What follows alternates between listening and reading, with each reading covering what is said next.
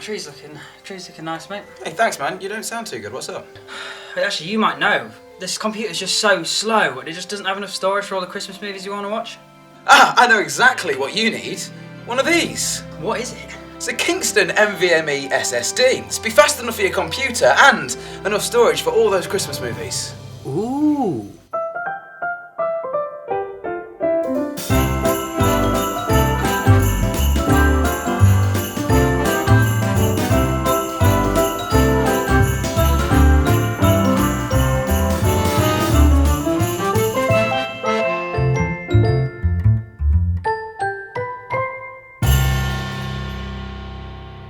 Oh, you know what?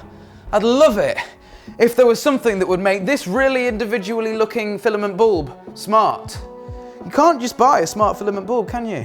I mean, what if you've got like a really special bulb or something that means a lot to you and you want it smart, you want it voice activated? Oh, if only there was a product.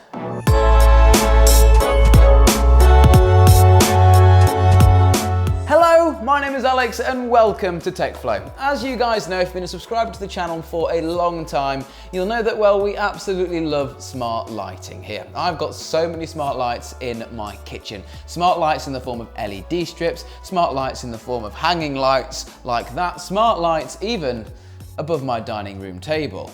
So this is going to be an episode of WTF, because I saw this on Amazon and I was like, what is the point in this? Because you'd just buy a smart bulb, wouldn't you? Essentially, this is an adapter that makes any bulb a smart bulb. But I thought about it a little bit further, and these were my findings.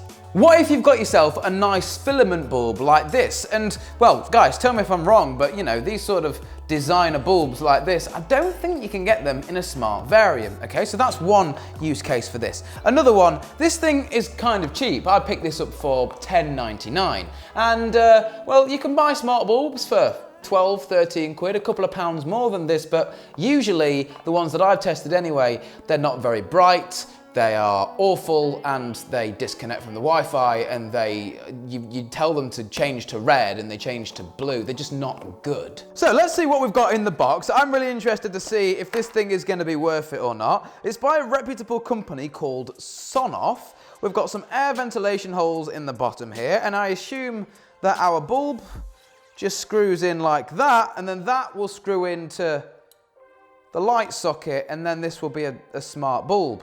So this thing is called the Slamper RF. It says here it works with Nest. We've got Google Assistant and Alexa support here, which is absolutely brilliant.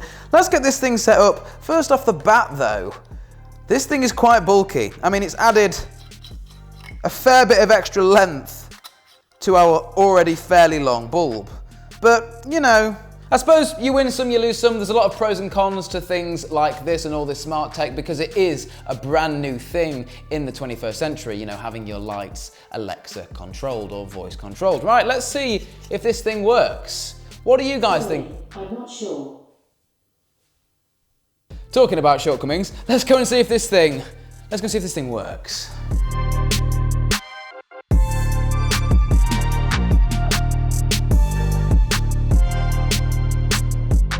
So this is a fairly niche lamp that I've got, and there's no way of making this thing smart. So these are the actual normal bulbs that are meant to go in. What I'm going to go ahead and do is just screw one in for comparison so you guys can see the size difference. And then let's go ahead and plug in our smart one here. And as you guys can see, well, actually, to be fair, there must be a use case for this somewhere. So the first thing I've noticed is the actual unit is wonky. So this bulb is going straight down and this bulb is sort of off at a little bit of an angle, but there is a little hardware button on this right at the top. Okay, so that turns it on. I suppose maybe if you put this in a desk lamp and you wanted an easy way to turn it on and off via the bulb, as well as, well, do it with your phone. You can't do that with a smart bulb because, well, 9 times out of 10, even my proper LifeX bulbs don't have a button on them to turn them on and off. So what I've gone ahead and done, guys, is downloaded the app here. It's telling me to double click the button on the unit and then add it to this device. Okay, so press the manual switch to turn off the lamp. Press and hold the manual switch for 7 seconds until the Wi-Fi LED blinks 3 times and repeats. Please don't blow the bulb.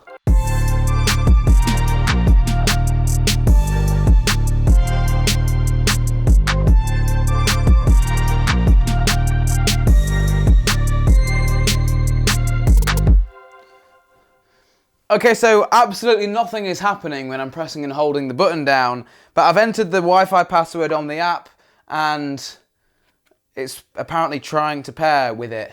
Okay, so despite it saying clearly in the instructions, turn off the lamp and then hold the button for 7 seconds, well, that didn't do anything. I then read what the app was telling me to do, and it actually said turn on the device and hold it for 5 seconds, as to which I've now managed to pair it to the device. It's just said it's connecting to my Wi-Fi now, and it should be ready within 2 minutes. So the instructions lie right off the bat. So far, it's not looking good. So here is the app. It's the only thing that I've actually found that's quite decent about this whole video. As you can see, we've got a lovely on-off switch there, so tapping it then changes the switch to off. Tapping it again changes it to on. We can see right there we've got our little Wi-Fi indicator telling us our Wi-Fi signal. Then if you actually click into the app, you just get a bigger, well, on-off switch. You can do things like set a schedule or a timer or different bits and bobs like that, which is quite cool. But again, I'm just a little bit concerned as to why you wouldn't just buy a smart bulb in the first place. So I have successfully managed to link this little device to Google Home, and I've added it to this room, which is the guest room. So with a simple command, hey Google, turn off the lights. Sure, turning 3 lights off. It actually turns off before my really expensive LifeX bulbs, which is interesting, but I'm just really struggling to put a finger on why you'd want this. I mean, for around £10 here in the UK, you can't really grumble. The downsides is that it adds a little bit of bulk to whatever bulb that you are using, but the good sides to it are that, well, you can make any bulb a smart bulb, and you can also have touch control on-off switch right on the lamp. So let's say if this was, I don't know, in a bedside table, and without getting your phone out, you just wanted to quickly reach over and press it off, you could do. And this thing actually works on 433 megahertz, so you can buy a sold separately little remote controller, like a garage door clicker or a gate opener, to turn this little device on and off, as well as doing it anywhere in the world over Wi-Fi. So there you go, guys. That is how to make any bulb a smart bulb. Take it or leave it.